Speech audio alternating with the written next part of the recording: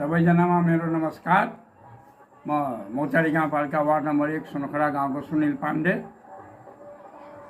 आज जताततै नवयुवकहरू, खेलाडीहरू 18, 20, 25, 22, 28 वर्षका युवा बाबुहरू, त्योभन्दा बढी उमेरको मान्छे पनि खेल्दा खेल्दै हिँड्दा हिँड्दै एकैचोटि लड्छन्।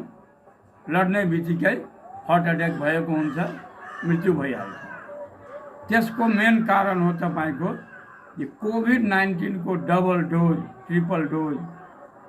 त्यसको उपाय अहिलेसम्म केही भएको छैन।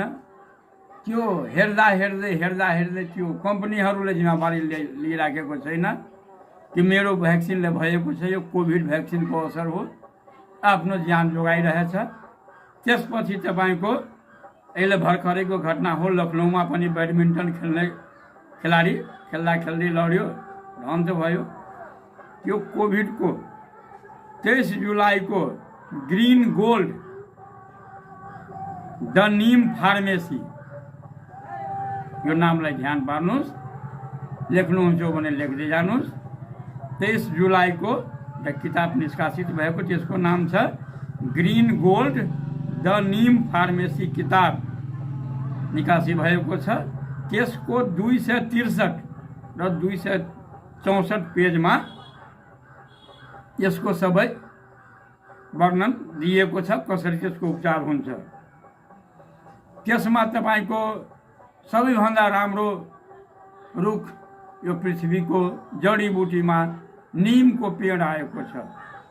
त्यो कसरी खाने, कति खाने, 10 केजी ओजनमा एउटा नीमको पात तोडेर त्यसको जो पत्ता हुन्छ त्यो सबैलाई सुरेर तोडेर टिपेर त्यसलाई मजाले चबाउँदै जानुहोस्, त्यसको रस घोट्दै जानुहोस्, चबाउँदै जानुहोस्, घोट्दै जानुहोस्। यो प्रक्रिया कति दिनसम्म गर्नुपर्छ? 4 महिनामा तपाईको ब्लड चेन्ज हुन्छ आफै। 3 महिना बितेपछि 4 महिनामा फेरि नयाँ ब्लड जन्म लिन्छ। यो 4 महिनासम्म यतिको यो नीमको पात वजनको 10 केजीमा एउटा पातको हिसाबले खाएमा यो रोग समाप्त हुन सक्छ। हामी यो हार्ट एट्याकको मृत्युबाट बाँच्न सक्छौँ। मर्नेवाला मरिसक्नु हो। अब यस पछिको पालो कसको छ, कसले डबल डोज लिनुभएछ, धेरैजनाले त ट्रिपल डोज पनि लिनुभएछ।